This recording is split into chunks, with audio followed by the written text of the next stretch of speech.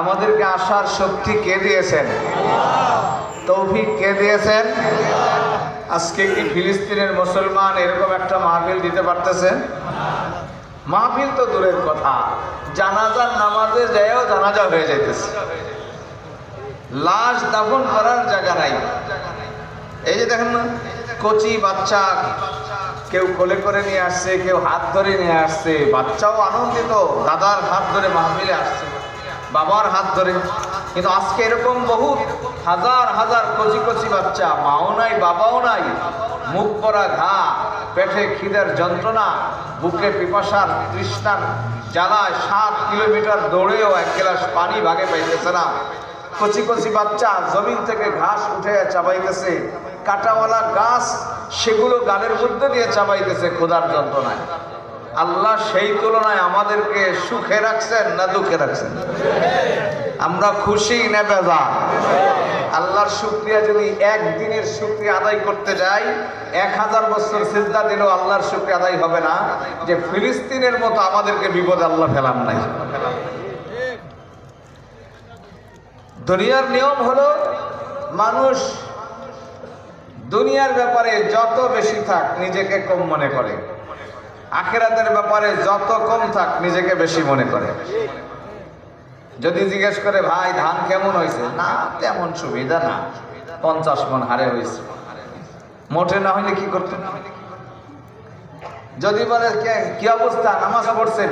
আরে ভাই আমার দাদা ছিল হাজী সাহেব, আমার ছেলে মাদ্রাসায় পড়ে, নামাজ পড়ছে কিনা ওটার কথা বলে না, সেইটাকেই মনে করতেছে যে আমি বড় দিনদার, কারণ আমার দাদা হাজী সাহেব আর ছেলে কি পড়ে?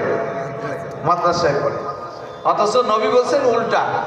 আল্লাহর নবী বলেন, যে ব্যক্তি দুনিয়ার ব্যাপারে নিচের দিকে তাকায় আর নিজের আল্লাহ প্রদত্ত নিয়ামতের কৃতজ্ঞতা আদায় করে। শেখ সাদি রহমতুল্লাহ আলাইহি একদিন হাঁটতেছিলেন মরুভূমির ভিতর দিয়ে, পায়ে নাই জুতা, গরম বালুতে ঠুসকা পড়ে যেতেছে। তো মনে মনে খুব আফসোস যে আমি এত বড় একজন কবি, আমার নাই একজোড়া জুতা।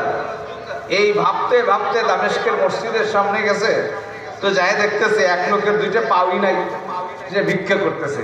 তো শেখ সাদি ইস্তেগফার করতেছেন, আল্লাহ তুমি মাফ করে দাও, আমি তোমার না শুকরি আদায় করছি, কারণ ওর তো 2টা পাউই নাই, আমি জুতার জন্য আফসোস করতেছি। আমাদের সর্বদা খেয়াল করতে হবে যে আমার চেয়ে কষ্টে কে আছে।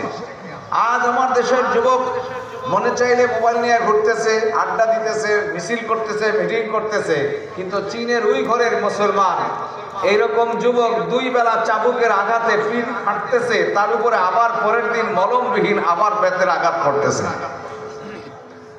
আজ কাশ্মীরের মা বোনেরা নিজের ইজ্জত বাঁচাইতে না পারে তারা আত্মহত্যা করতেছে, নিজের গায়ে পেট্রোল ধরায়া নিজের আত্মহত্যা করতেছে। সেই তুলনায় আল্লাহ আমাদেরকে সুখে রাখছেন। শুকরিয়া আবার আদায় করে বলি,